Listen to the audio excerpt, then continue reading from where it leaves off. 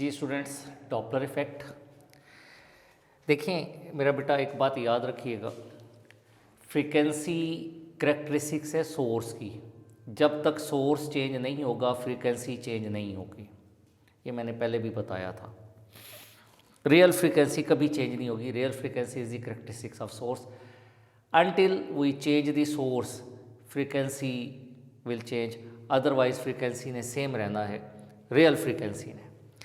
ये जो Doppler effect है ये बेसिकली सोर्स और ऑब्जर्वर के दरमियान अगर कहीं कोई रिलेटिव मोशन है, रिलेटिव मोशंस की भी कुछ कंडीशंस हैं, तो उसमें जो ऑब्जर्वर फ्रीक्वेंसी ऑब्जर्व कर रहा होता है when there is a relative motion between source and observer with specific condition, तो वो फ्रीक्वेंसी और ऑब्जर्व कर रहा होता है एज़ कंपेयर टू एक वो ऑब्जर्वर जो रेस्ट में है और सोर्स भी उसके लिहाज से रेस्ट में, यानी दोनों के दरमियान अगर रिलेटिव मोशन नहीं है। तो जब रिलेटिव मोशन नहीं होती वो एक्चुअल फ्रीक्वेंसी होती है और वो उस वक्त चेंज होती है जब सोर्स चेंज होगा। अलबत्ता जब रिलेटिव मोशन आ जाए, सोर्स मूव कर रहा हो या ऑब्जर्वर मूव कर रहा हो या दोनों मूव कर रहे हो, रिलेटिव मोशन उनमें मौजूद हो, यानी उनके दरमियान जो डिस्टेंस है वो अगर वेरी कर रहा हो, तो फिर जो ऑब्जर्वर फ्रीक्वेंसी रिसीव करता है डेट इज़ नॉट एक्चुअल, वो अपेरेंट फ्रीक्वेंसी कहलाती है और वो अपेरेंट फ्रीक्वेंसी बेटा चेंज हो जाती है। तो ये जो अपेरेंट, मैं फिर कह रहा हूँ, अपेरेंटली हर ऑब्जर्वर के लिहाज से नहीं होगा, जिस ऑब्जर्वर के लिहाज से रिलेटिव मोशन है उसके लिहाज से ये होगा।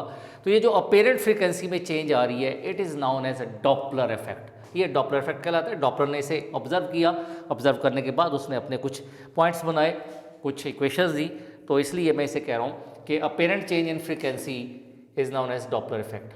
और ये ध्यान में रखिएगा, ये जो डॉपलर इफेक्ट है it is not only applicable on sound waves, it is applicable on both sound waves as well as on light waves, दोनों में होगा। हाँ, अलबत्ता होगा क्या कि जब साउंड वेव्स में अपेरेंट फ्रीक्वेंसी चेंज होगी तो चूंकि साउंड वेव्स में फ्रीक्वेंसी के करस्पॉन्डिंग पिच है तो पिच चेंज होगी, साउंड की शिलनेस चेंज हो जाएगी, फ्रीक्वेंसी बढ़ेगी तो आपकी साउंड ब्रीक हो जाएगी, फ्रीक्वेंसी कम होगी तो साउंड मोटी हो जाएगी।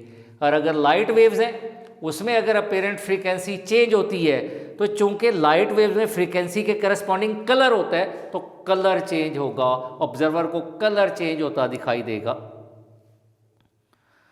और इसमें मैं फिर कह रहा हूँ रिलेटिव मोशन इस तरह हो कि सोर्स और ऑब्जर्वर के दरमियान डिस्टेंस चेंज होना चाहिए। अगर सोर्स और ऑब्जर्वर के दरमियान डिस्टेंस चेंज नहीं हो रहा तो भाई रिलेटिव मोशन का यूँ समझें कोई फ़ायदा नहीं है।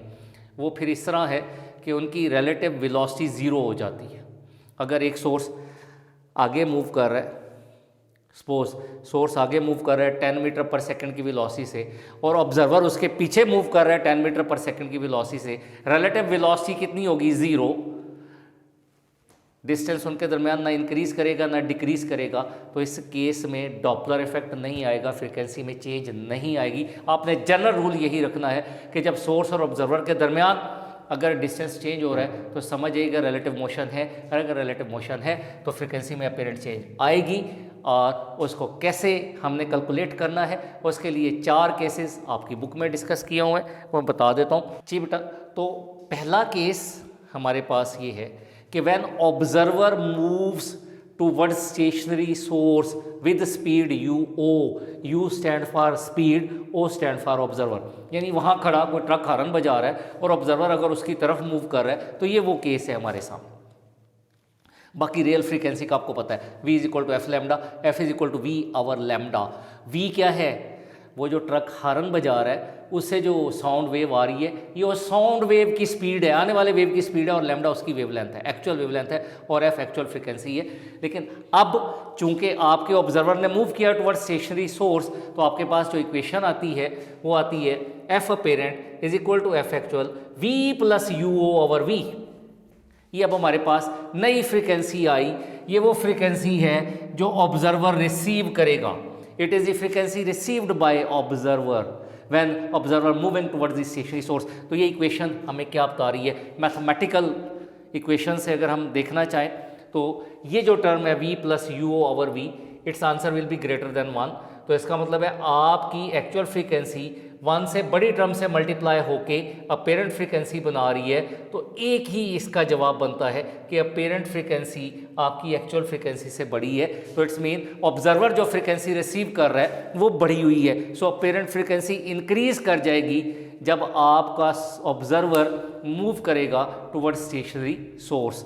और अगर साउंड है तो मेरा बेटा उसमें पिच इंक्रीज करती हुई उसे सुनाई देगी। और अगर आने वाली लाइट वेव्स है और ऑब्जर्वर उसकी तरफ मूव किया है तो वो अगर रेड थी तो रेड से ऑरेंज की तरफ या येलो की तरफ शिफ्ट होगी, क्योंकि फ्रीक्वेंसी इस तरफ इंक्रीज करती है। ये आपके पास एक फार्मूला है विब गायर का, violet, indigo, blue, green, yellow, orange, red. तो जैसे ही फ्रीक्वेंसी इंक्रीज करती है ये कलर आपका इस तरफ शिफ्ट होता है लाइट वेव्स में। तो मैंने वो बात लिख दी कि अपेरेंट फ्रीक्वेंसी इंक्रीज करेगी, साउंड वेव्स के लिए पिच इंक्रीज करेगी और लाइट वेव के लिए कलर में चेंज आएगी। और हम किधर शिफ्ट होंगे? ब्लू शिफ्ट आएगी इसमें हमारे पास। तो ये वो फ्रीक्वेंसी है जो ऑब्जर्वर रिसीव करेगा, अपेरेंट फ्रीक्वेंसी। यहाँ से देखें, अगर वो चेंज इन फ्रीक्वेंसी पूछे, ये दो सवाल है। एक होता है क्वेश्चन पूछता है कि what is the frequency receive by observer when it is moving toward source, यही फार्मूला है। What is apparent frequency when observer is moving toward source, यही फार्मूला है। बट अगर वो कहे what is the change in frequency, तो मेरा बेटा चेंज इन फ्रीक्वेंसी के लिए आप लगाएंगे del f is equal to f apparent minus f actual, जो आपके पास पहली ओरिजिनल फ्रीक्वेंसी थी। तो ये चेंज इन फ्रीक्वेंसी आएगी। ये ध्यान में रखिएगा, क्वेश्चन को ध्यान से समझिएगा कि वो या तो पूछेगा कि फ्रीक्वेंसी रिसीव बाय ऑब्जर्वर, वो यहीं से होगा, या तो पूछेगा कि फ्रीक्वेंसी ऑब्जर्व बाय ऑब्जर्वर, या अपेरेंट फ्रीक्वेंसी, यही है। लेकिन अगर वो पूछ ले कि what is change in frequency, तो मेरा बेटा पहले आपने अपेरेंट फ्रीक्वेंसी निकालनी है। एक्चुअल आपके पास या ओरिजिनल मौजूद होगी तो अपेरेंट में से ओरिजिनल को माइनस कर देना है, you will get the change in frequency. मैं आपको मिसाल देता हूँ। फर्ज करें एक्चुअल फ्रीक्वेंसी जो थी वो थी 100 हर्ट्ज। जब ऑब्जर्वर ने मूव किया टुवर्ड्स स्टेशनरी सोर्स, फर्ज करें जो अपेरेंट फ्रीक्वेंसी उसने रिसीव की वो आई 105 हर्ट्ज। अब अगर सवाल आ जाए कि what is the frequency receive by observer, वो ये है। What is the apparent frequency, वो ये है। लेकिन वो कहे जी what is the change in frequency, तो वो चेंज इन फ्रीक्वेंसी कैसे निकालेंगे? 105 minus 100 it is equal to what? 5। ये चेंज इन फ्रीक्वेंसी आ जाएगी। तो ये ध्यान में रखिएगा कि वो क्वेश्चन किस तरह पूछता है, तो इसके मुताबिक आपने इस फार्मूले को यूज़ करना है। यहाँ से देखें, अगर वो आपसे पूछता है कि what is the ratio of received frequency to actual frequency या apparent frequency to actual frequency, तो मेरा बेटा ये देखें F A over F is equal to V plus you O over V. तो अगर आपको वेव स्पीड दे दी जाए और ऑब्जर्वर की स्पीड दे दी जाए, तो I think you are able to calculate the ratio of the apparent frequency to the actual frequency. Suppose वो आपको कहता है कि ये जो उधर से वेव्स आ रही हैं, एक ट्रक हॉर्न बजा रहा है और जो स्पीड है साउंड की वो है 330 मीटर पर सेकेंड, और जो ऑब्जर्वर जिस स्पीड से उस तरफ मूव कर रहा है वो ऑब्जर्वर की स्पीड है 10 मीटर पर सेकेंड। तो what is the ratio of the apparent frequency to the actual frequency? Very easy, f A over f it is equal to 330 plus 10 divided by 330, so it is 340 by 330, 0 से 0 गया, so 34 by 33। ये ratio आ गई f apparent to F actual की। इसी तरह से अगर आपको वो ये रेशो दे देता है और कहता है कि what is the speed of observer, observer की स्पीड क्या होगी, तो आप यहाँ से निकालें जी। एक तो इसको आप सेपरेट करें ज़रा, व्हेन यू सेपरेट इट, ये F A over F multiply by क्या आ जाएगा? V is equal to V plus you O. We have to find out speed of observer, ये इधर आके माइनस हो जाएगा, ये आ जाएगा F A over F into V, ये इधर आया माइनस होगा, minus V is equal to U O. तो यहाँ से अगर मैं v कॉमन ले लूँ तो v कॉमन आने के बाद आपके पास जो u के लिए फार्मूला आएगा, v कॉमन आ गया, ये आ जाएगा F A over f minus 1 into we.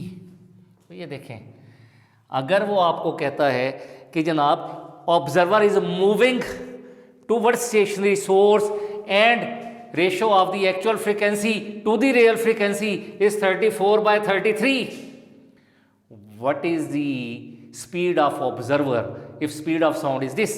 तो भाई आप यहीं पे वैल्यू पुट करेंगे, यू ओ आपने निकाल दिए, एफ ए और एफ ओ आपको उसने दे दी 34 बाय 33 माइनस 1, और ये आपको उसने क्या दे दी जी 330।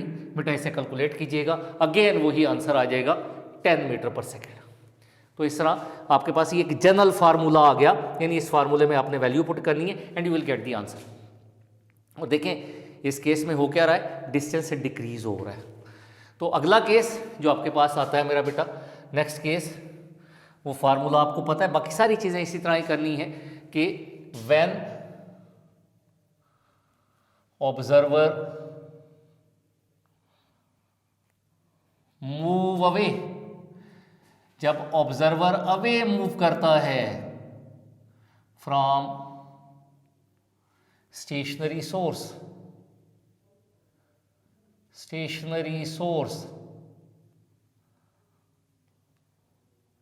with speed uo, तो बेटा फिर जो आप फ्रीक्वेंसी रिसीव करते हैं that is suppose F B, ये आपके पास आती है F into V minus U O over V. It is clear बेटा, V minus U O over V ये <1 होगा जब आपकी एक्चुअल फ्रीक्वेंसी <1 से मल्टीप्लाई होके अपेरेंट फ्रीक्वेंसी या न्यू फ्रीक्वेंसी बना रही है। तो इसका मतलब है आपका एफ बी क्या होगा भाई, लेस होगा एफ से। वहाँ देखें अपेरेंट फ्रीक्वेंसी आपकी ज़्यादा थी एक्चुअल से, यहाँ अपेरेंट फ्रीक्वेंसी एक्चुअल से कम हो गई। तो इसका मतलब क्या हुआ, result is that apparent frequency decreases. कब डिक्रीज हुई भाई मेरे, ये उस वक्त डिक्रीज हुई जब आपका ऑब्जर्वर अवे मूव कर रहा है, और जब ऑब्जर्वर अवे मूव करेगा तो distance between source and observer will increase, frequency will decrease, frequency decrease हो जाएगी। अगर साउंड है तो पिच डिक्रीज होगी, और अगर लाइट है तो हम किधर जाएंगे, रेड शिफ्ट की तरफ, क्योंकि हमें पता है कि फ्रीक्वेंसी किस तरफ डिक्रीज, इधर फ्रीक्वेंसी आपकी इस तरफ एफ जो है वो इंक्रीज करती है और इस तरफ आपकी एफ डिक्रीज करती है। तो विल शिफ्ट टूवर्ड्स रेड, तो हम रेड की तरफ शिफ्ट हो जाएंगे मेरा बेटा। यहाँ से अगर उसी तरह मैं रेशो निकालूं और स्पीड ऑफ ऑब्जर्वर निकालूं, थोड़ा सा फार्मूले की फॉर्मेशन में चेंज आएगी। ये देखें F B over F is equal to V minus U O over V, तो यहाँ से इधर आके मल्टीप्लाई हो जाएगा, F B over F into V is equal to V minus U O. बेटा मैंने यू ओ निकालना है, इसको इधर ले आऊँगा, ये इधर आके प्लस हो जाएगा और ये उधर जाके माइनस हो जाएगा, यानी U O is equal to V minus F B over F into V. If I take the common V U O, तो ये मेरे पास आ जाएगा 1 minus F B over F into we. तो ये देखें ये ऑब्जर्वर की स्पीड आ गई। और अब ज़रा देखिएगा इस फार्मूले में और इस फार्मूले में एक नेगेटिव का फ़र्क आ गया। क्लियर कट है कि जब आपका ऑब्जर्वर अवे जाएगा और वो ऑब्जर्वर की स्पीड पूछेगा, आपको ये फार्मूला याद होना चाहिए ताकि सिंगल स्टेप पे आप एमसीक्यूज़ को सॉल्व कर लें। अगर ये फार्मूला याद नहीं है तो फिर आपको ये सारे स्टेप करने पड़ेंगे। तो यहाँ से मेरे पास ऑब्जर्वर की स्पीड आ जाएगी, जितनी भी आएगी वो आप उसके मुताबिक उसे सॉल्व कर लेंगे। तो ये 2 केसेस थे जिनमें ऑब्जर्वर ने मूव किया और हमने कंसिडर किया चेंज इन स्पीड या चेंज इन वेलोसिटी को। अगला केस जब आपका सोर्स मूव करता है, ये इंपॉर्टेंट है। जब सोर्स मूव करता है मेरा बेटा तो उस वक्त हम कंसीडर करते हैं चेंज इन वेवलेंथ को। इट इज एन इंपॉर्टेंट, ये बहुत इंपॉर्टेंट पॉइंट है जी। When source move we consider change in wavelength. ये बात आपने याद रखनी है, भूलनी नहीं है कि जब ऑब्जर्वर ने मूव किया था हमने चेंज इन वेलोसिटी यानी v में चेंज को कंसिडर किया था, लेकिन जब सोर्स मूव करता है ऑब्जर्वर की तरफ, सपोज ये सोर्स है, ये सामने ऑब्जर्वर है, जब सोर्स मूव करेगा तो जो डिस्टेंस है बिटवीन सोर्स एंड ऑब्जर्वर वो डिक्रीज होगा, और जैसे ही वो डिक्रीज होगा वो जो आपकी वेवलेंथ है उसके लिए जगह कम हो जाएगी, वो वेव कंप्रेस हो जाएंगी, और जब वो वेव कंप्रेस होंगी तो ज़ाहिर सी बात है हमारे पास एक नई वेवलेंथ आएगी जो ऑब्जर्वर रिसीव करेगा। ये बिल्कुल ऐसे ही है कि ये आपके पास यहाँ पे सोर्स था, यहाँ पे ऑब्जर्वर था, और ये वेवलेंथ थी लैम्डा जो ऑब्जर्वर रिसीव कर रहा था। अब अगर सोर्स इधर मूव करना शुरू कर दे और सोर्स यहाँ की बजाय अगर यहाँ आ जाए तो ज़ाहिर सी बात है ये वेवलेंथ कंप्रेस हो जाएगी।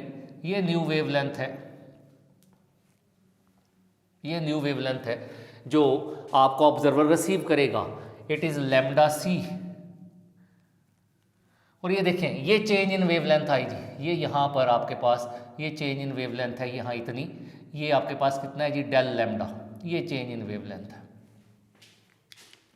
तो इसका मतलब है अगर मैं इन दोनों को ऐड कर दूं तो मेरे पास एक्चुअल आ जाएगी, यानी del lambda plus lambda c is equal to lambda. तो यहाँ से अगर मैं आप निकालना चाहें यहाँ से वैल्यू डेल लैम्डा की, तो डेल लैम्डा किसके बराबर आएगा बेटा, डेल लैम्डा आएगा लैम्डा माइनस लैम्डा सी, ये वेवलेंथ में चेंज आएगी मेरा बेटा।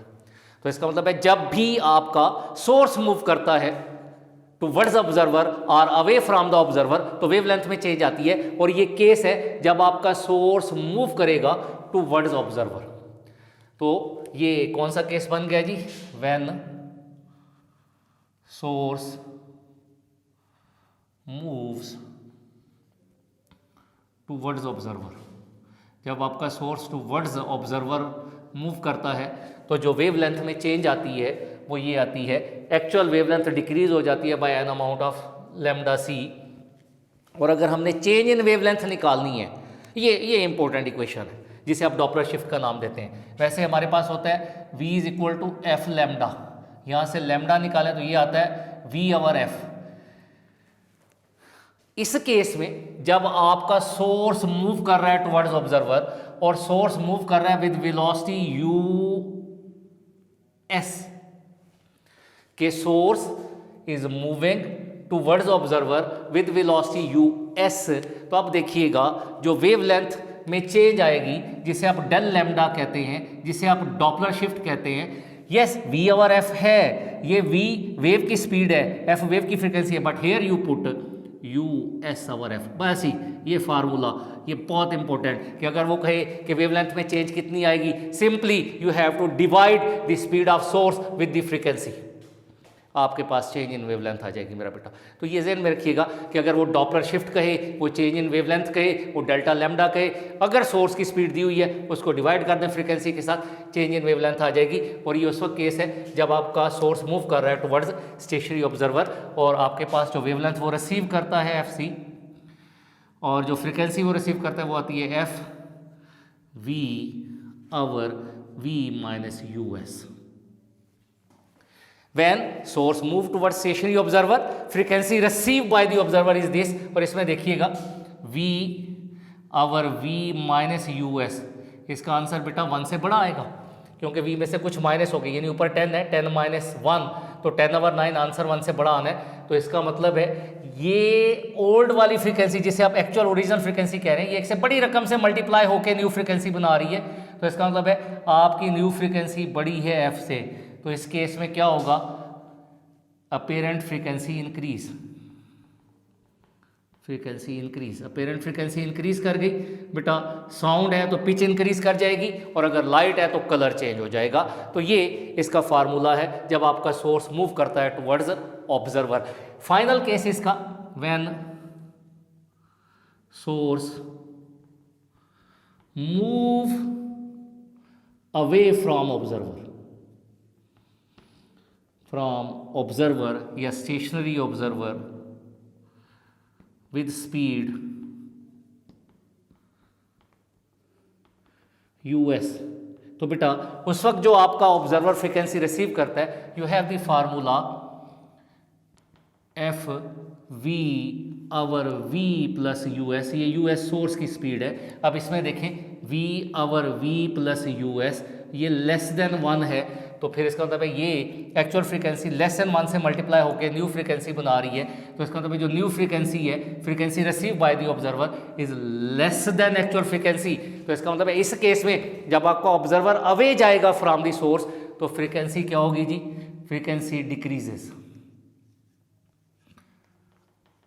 हाँ, अब इसमें एक चीज़ याद रखिएगा, हमने ये देख लिया कि जब ऑब्जर्वर मूव करता है टुवर्ड सोर्स फ्रीक्वेंसी इंक्रीज होती है, और जब सोर्स मूव करता है टुवर्ड्स ऑब्जर्वर फ्रीक्वेंसी इंक्रीज होती है। लेकिन फ्रीक्वेंसी जो इंक्रीज होना है, जब ऑब्जर्वर मूव करेगा टुवर्ड सोर्स वो फ्रीक्वेंसी में इंक्रीज और होगी, और जब सोर्स मूव करेगा टुवर्ड्स ऑब्जर्वर उस फ्रीक्वेंसी में इंक्रीज और होगी। यानी अगर यहाँ 10 इंक्रीज हुई है तो हो सकता है इसमें 18 या 20 इंक्रीज हो। तो जब भी सोर्स मूव करेगा ऑब्जर्वर की तरफ फ्रीक्वेंसी में इंक्रीज आएगी, जब ऑब्जर्वर मूव करेगा टुवर्ड सोर्स की तरफ तब भी फ्रीक्वेंसी में इंक्रीज आएगी, but increase in frequency will not be same, ये डिफरेंट आएंगी, ये बात जहन में रखिएगा। इसी तरह जब ऑब्जर्वर मूव करता है away from source frequency decrease होती है, और जब सोर्स मूव करता है अवे फ्रॉम ऑब्जर्वर तब भी फ्रीक्वेंसी डिक्रीज होती है, but decrease in frequency will not be same in both cases.